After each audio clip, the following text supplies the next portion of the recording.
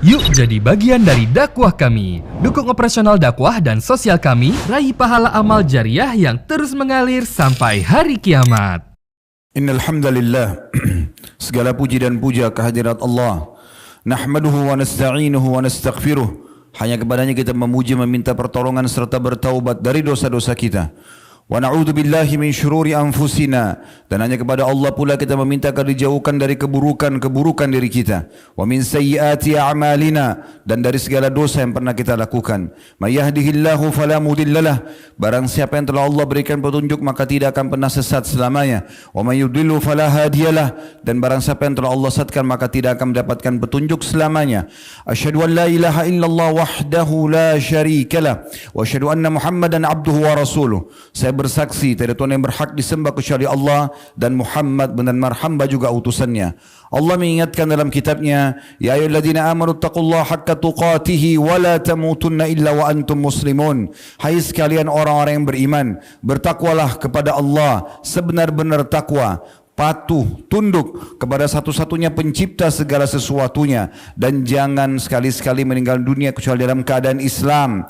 Di ayat yang lain, ya ayuhan nasu taqu rabbakumul ladzi khalaqakum min nafsin wahidah wa khalaqa minha zawjaha wa batha minhuma rijalan katsiran wa nisaa wattaqullaha alladzi tasaaluna bihi wal arham innallaha kana 'alaikum raqiba. Hai sekalian manusia, sekali lagi bertakwalah, hanya patuhlah kepada satu-satunya pencipta segala sesuatunya, yaitu Allah yang telah menciptakan kalian dari jiwa yang satu, Adam alaihissalam, dan menciptakan dari jiwa yang satu istrinya, Hawa alaihissalam, dan telah banyak memberikan keturunan laki-laki juga perempuan dari keduanya. Sekali lagi bertakwalah kepada Allah dan jagalah hubungan silaturahim, sungguhnya Allah senantiasa mengawasi kalian.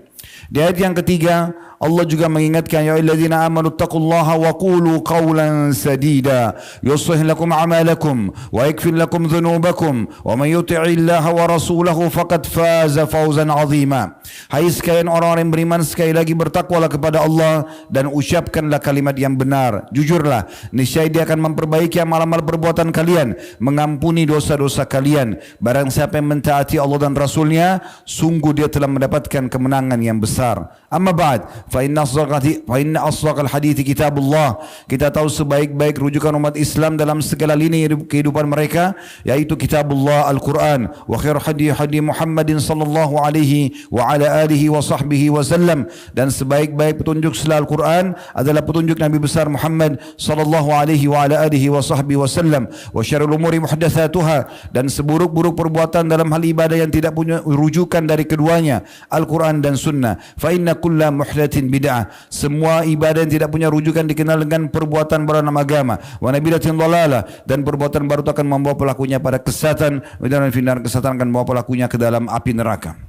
Saudaraku seiman rahimani wa rahimakumullah, ada sebuah kata kunci, password, di mana setiap muslim kalau memahami masalah ini, atau yang sudah memahami bagaimana mereka istiqamah untuk menjaganya, dipastikan apapun yang dia harapkan, apapun yang dia butuhkan dari nikmat, dan juga apa yang dia butuhkan jadi jalan keluar dari setiap permasalahan dia hadapi, akan terpenuhi.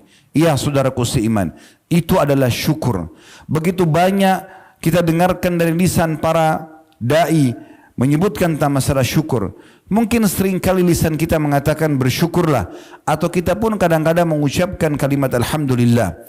Tapi permasalahannya, banyak orang yang belum memahami tentang makna secara dalam tentang makna syukur ini, dan juga belum istiqamah, sehingga mereka hanya bersyukur di saat yang dilihat depan mata yang dia anggap nikmat. Kalau seandainya Allah Kalau seandainya Allah subhanahu wa ta'ala memberikan kepadanya sebuah sepeda motor, namun harapan dia adalah sebuah mobil, maka dia tidak akan pernah bersyukur, karena bagi dia motor belum sebuah nikmat. Atau mungkin dia targetnya memiliki mobil yang tahun 2023 misalnya, sementara Allah memberikan dia tahun 2020, maka lisannya tidak akan mengatakan alhamdulillah, karena bagi dia belum sampai target yang dia inginkan. Padahal sebenarnya tidak mungkin nikmat itu bertambah kecuali dengan kata kunci ini, yaitu syukur. Tidak asing lagi firman Allah subhanahu wa ta'ala dalam surah Ibrahim, surah nomor 14 ayat 7, di mana Allah memastikan dan Allah mewajibkan atas dirinya bahwasanya semua orang yang bersyukur pasti akan ditambah dan diberikan semua yang dia butuhkan. Dalam firman-Nya, wa idz ta'azzana rabbukum la in syakartum la azidannakum wa la in kafartum inna adzabi lasyadid. Ingatlah ketika Tuhan Muhammad menyeru dan mewajibkan atas dirinya, siapapun yang berterima kasih atau bersyukur pasti akan aku tambah, dan siapapun yang kufur tidak pernah menilai nikmat tersebut sehingga berterima kasih, maka siksaku sangat pedih. Syukur, saudaraku seiman, dari sisi bahasa disebutkan oleh para ulama adalah as-sana 'alal muhsin bima awlakahu minal ma'ruf. Artinya syukur adalah pujian bagi orang yang memberikan kebajikan atas kebajikan tersebut, sebagaimana disebutkan dalam As-Sihah fil Lugha, bukunya Al-Jauhari.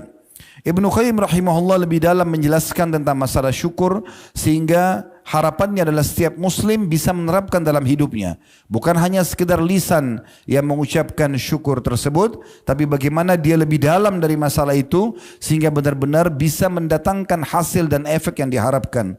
Beliau mengatakan asyukur zuhuru athari ni'matillahi ala lisani abdi sana'an wa i'tirafan wa ala qalbihi syuhudan wa mahabbah wa ala jawarihi inqiyadan wa ta'ah.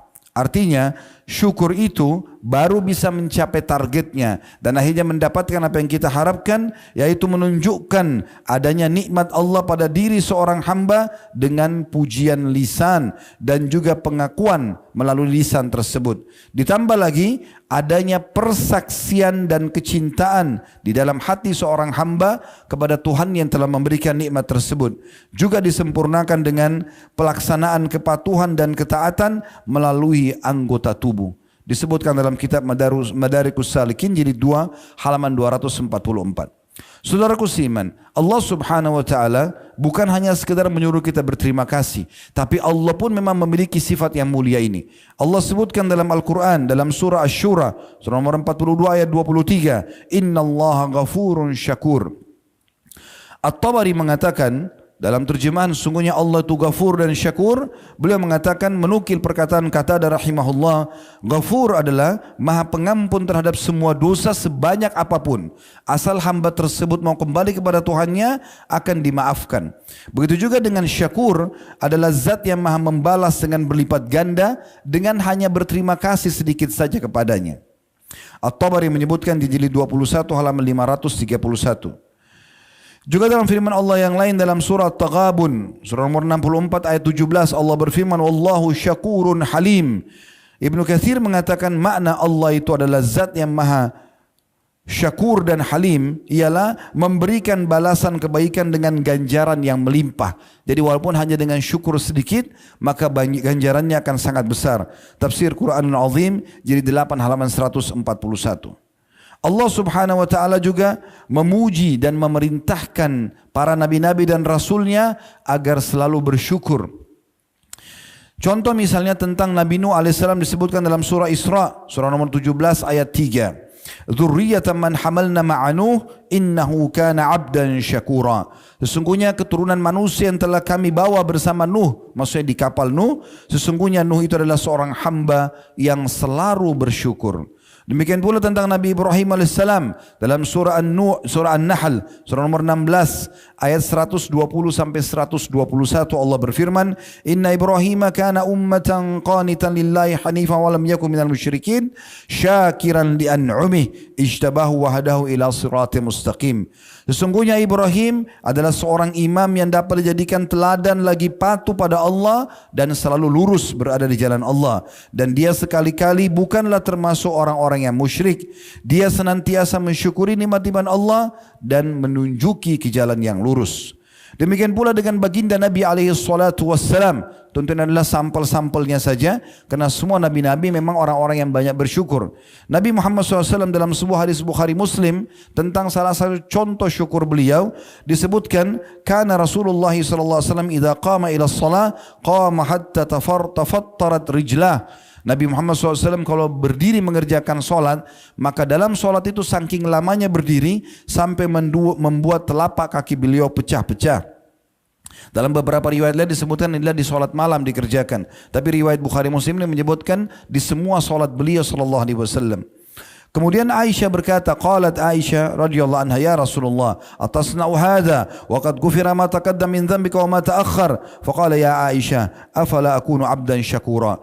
Aisyah berkata, ya Rasulullah, apakah anda kerjakan ini sementara dosa-dosa anda sudah jelas diampuni yang lalu dan juga yang akan datang? Maka jawaban Nabi SAW, bukan beliau mengatakan karena ini Allah perintahkan, karena ini saya harus lakukan sebagai seorang hamba. Beliau mengatakan, apakah tidak pantas aku menjadi seorang hamba yang bersyukur?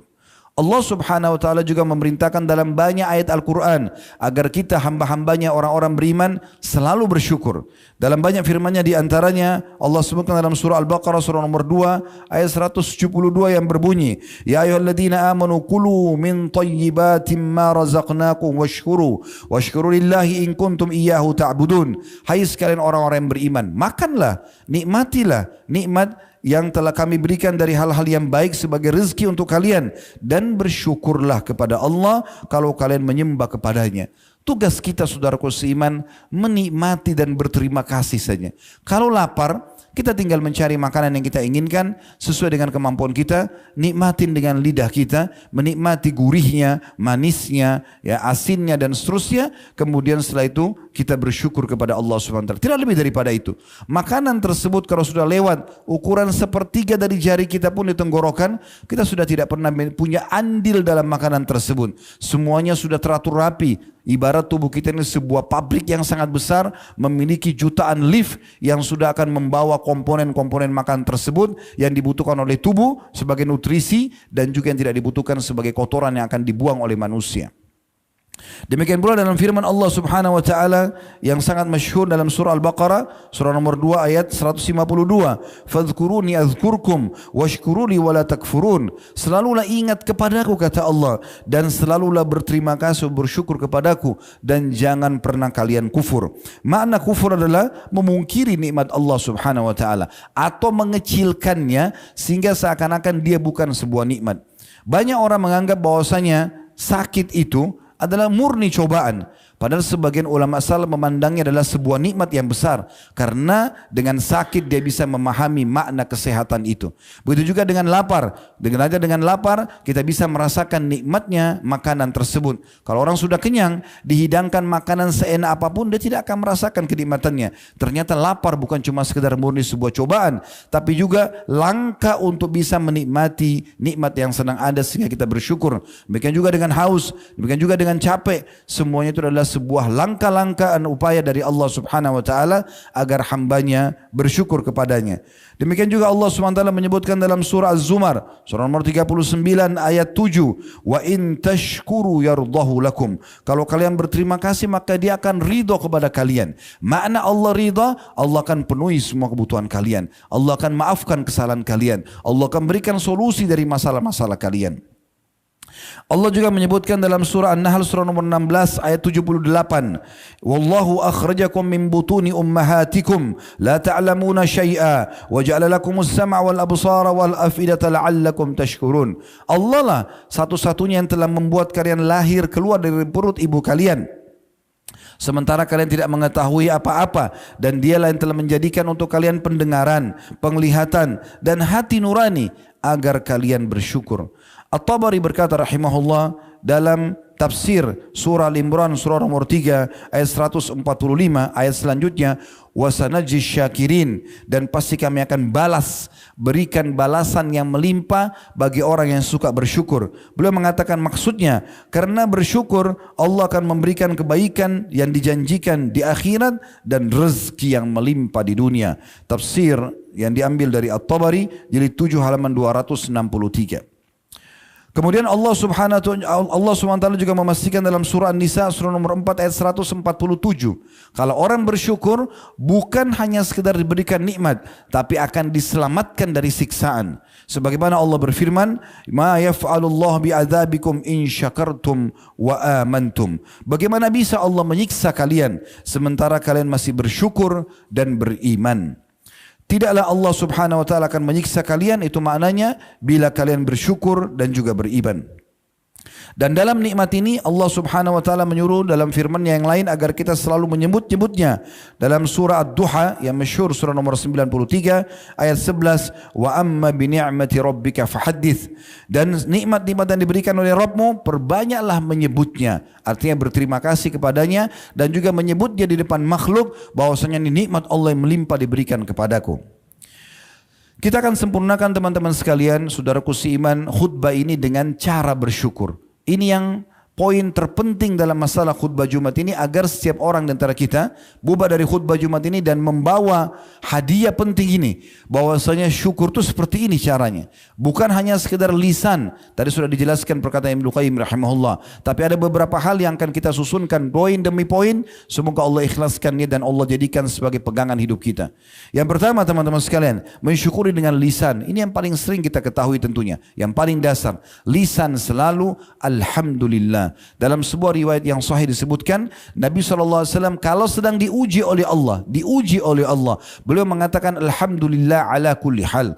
Segala puji bagi Allah atas setiap keadaan. Lagi diuji masih bersyukur. Dan kalau nikmat melimpah, beliau mengatakan alhamdulillahilladzi bi ni'mati tatimmus shalihat. Segala puji bagi Allah yang semua kebaikan tersempurnakan dengan izinnya.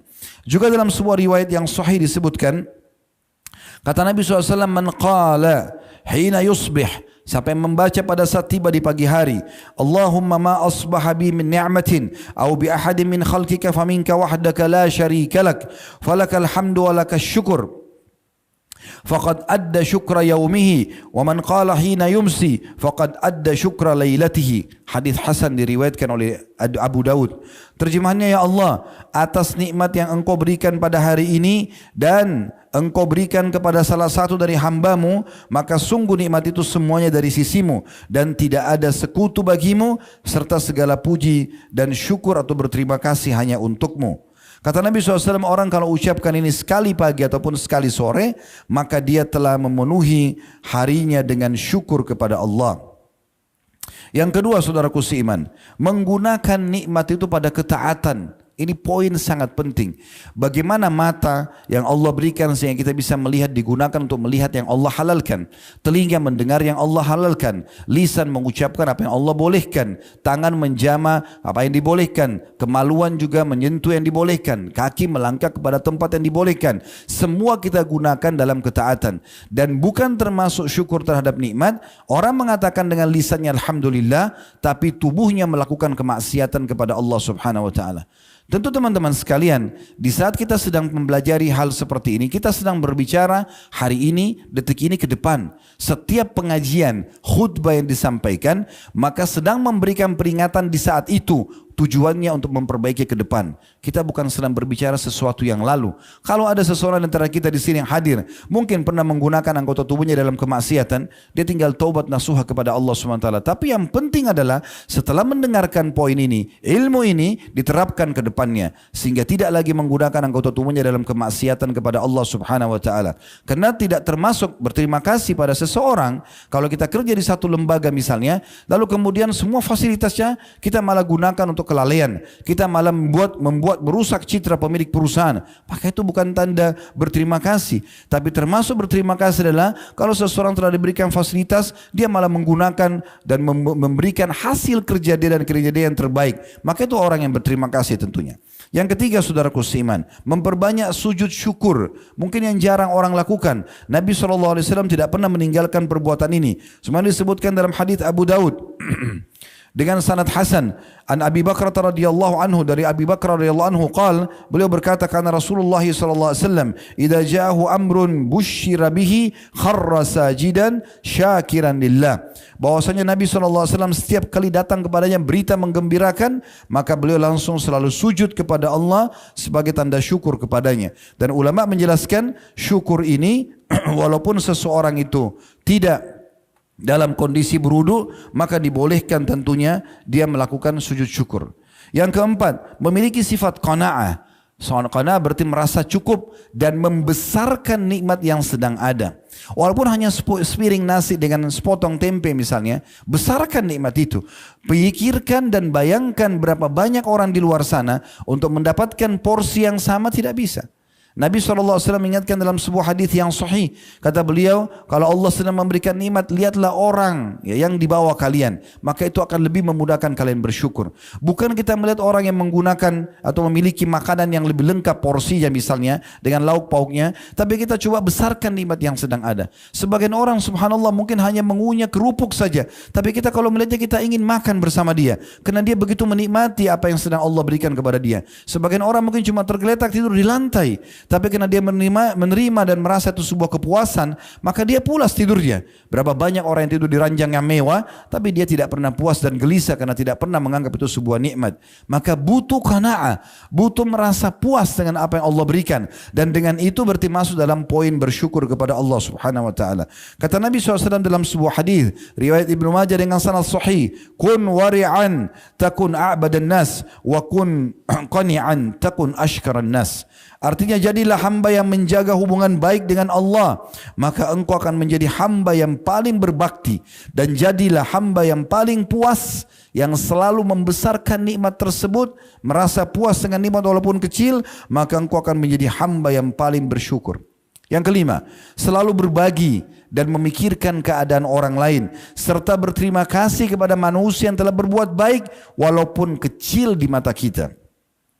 Disebutkan dalam sebuah hadis, kata Nabi SAW riwayat Abu Daud hadis sahih, man sana'a ilaikum ma'rufan fakafi'uh fa in lam tajidu ma tukafi'uhu fad'u lahu hatta taraw annakum qad kafa'tumuh. Artinya, siapapun yang telah berbuat baik pada kalian, maka balaslah yang setimpal. Kalau kalian tidak dapatkan yang setimpal, maka doakan, berdoalah kebaikan untuk orang tersebut sampai kalian merasa dengan doa itu, karena seringnya diulangi, bukan sekali saja, seakan-akan kalian sudah membalasnya. Dalam riwayat yang lain, riwayat Tirmidzi dengan sanad hasan, kata Nabi SAW, man suni'a ilaihi ma'rufa, siapa yang telah tiba padanya perbuatan baik orang lain, faqala li fa'ilihi, lalu dia mengucapkan kepada orang yang telah berbuat baik kepadanya, jazakallahu khairan, semoga Allah membalas anda dengan kebaikan. Perhatikan ada kata khairannya, semoga Allah balas anda dengan kebaikan. Jazakallah, semoga Allah balas, khairan, kebaikan. Seringkali telinga saya mendengarkan sebagian ikhwan mengatakan jazakallah, jazakallah, tidak ada khairannya. Sunnah Nabi SAW mengucapkan, dan khair adalah doanya. Siapa yang mengucapkan kepada pemberi kebaikan tersebut, jazakallahu khairan, semoga Allah membalas anda dengan kebaikan, faqad ablaga fis sana, sungguh dia telah memberikan pujian yang sangat luar biasa.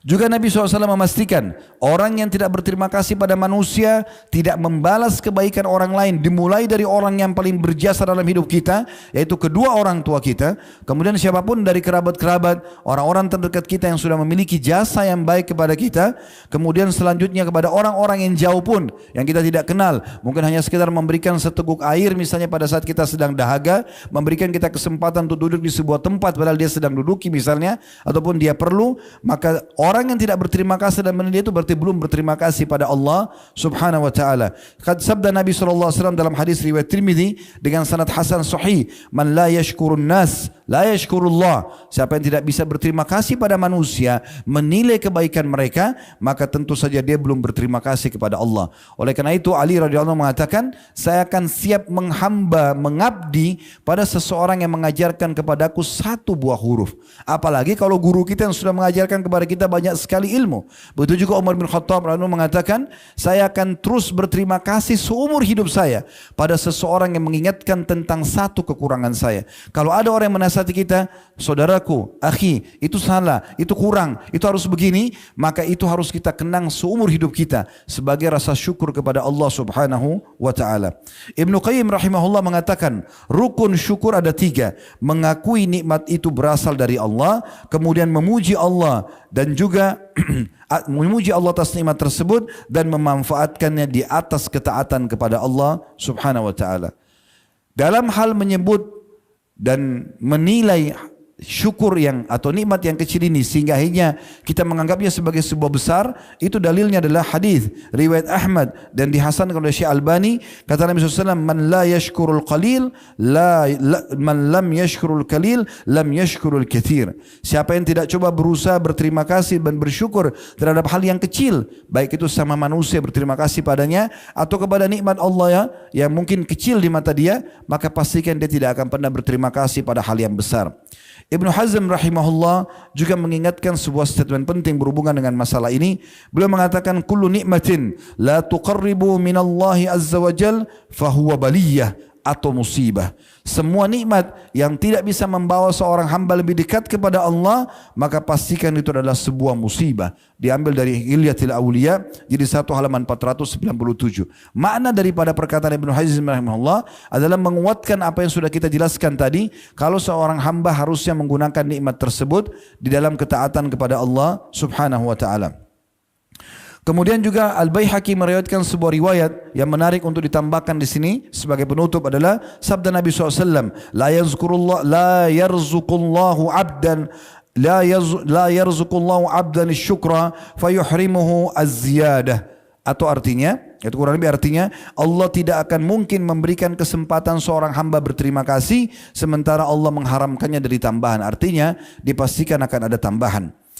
Al-Hasan Basri rahimahullah berkata, sungguhnya Allah memberi nikmat kepada siapa saja yang dia kehendaki. Jika seseorang tidak mensyukurinya, maka akan berbalik menjadi siksa. Bahkan Nabi SAW mengatakan dalam sebuah hadis yang sahih, kalau engkau melihat nikmat Allah melimpah pada seorang hamba yang melakukan kemaksiatan, ketahuilah itu adalah salah satu tahapan siksaan.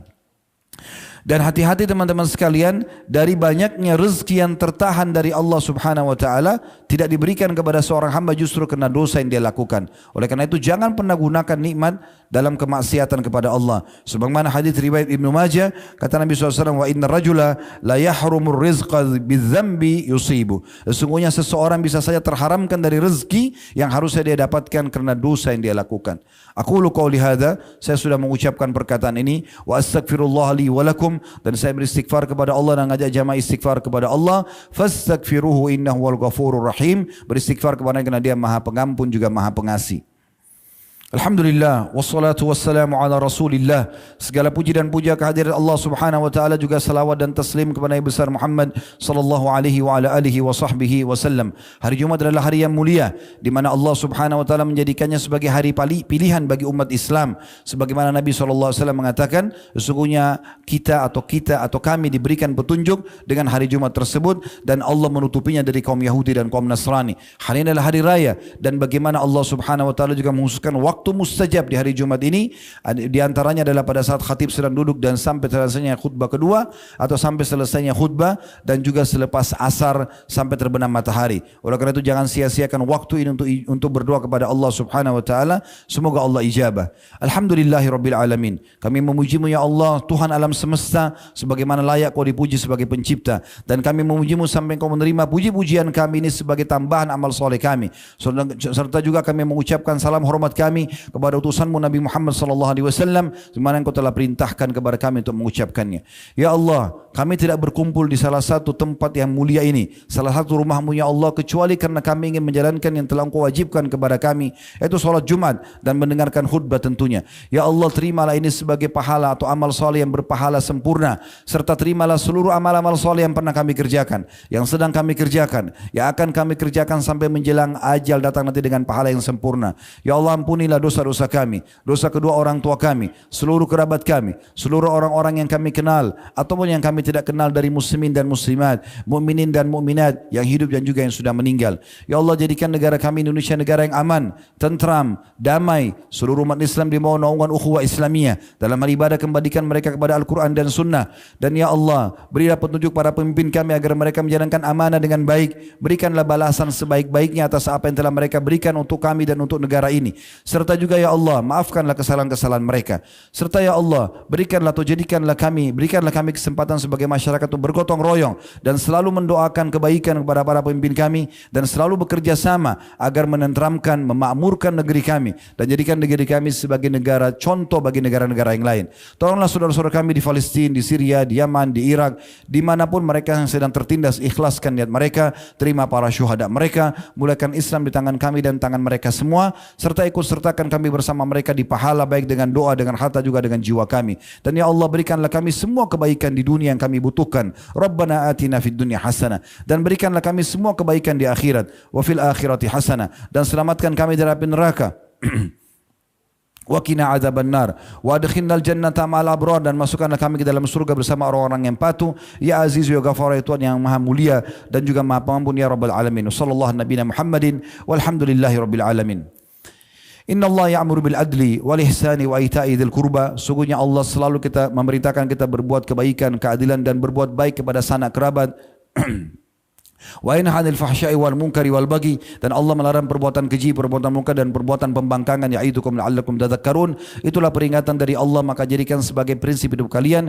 Fadhkurullahal 'azima yadhkurkum. Ingatlah Allah, maka Allah akan ingat kepada kalian. Washkuruhu 'ala ni'ami yazidkum. Syukuri nikmat dia pasti akan tambah. Wa dzikrullahi akbar. Mengingat Allah adalah amal yang paling besar. Wa aqimis shalah, dan dirikanlah salat.